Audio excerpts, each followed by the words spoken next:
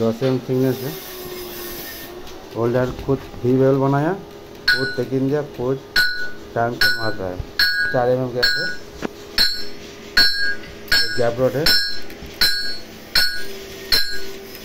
ऊपर में थोड़ा हल्का सा ज़्यादा इसलिए रखा है, जब ऑयलिंग मारता है ना नीचे से ऊपर में हल्का खींचता है, ज़्यादा रखने से थोड़ा फ़ायदा होता है ऊपर में।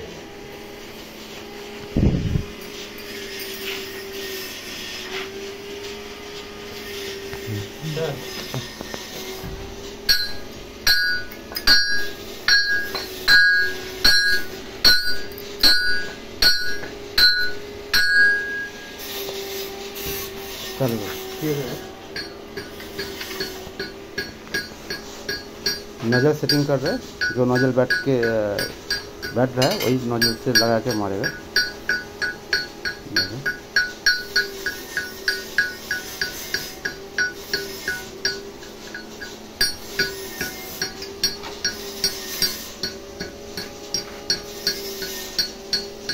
मूविंग ठीक से हो रहा था कि नहीं हो रहा था देख लिए।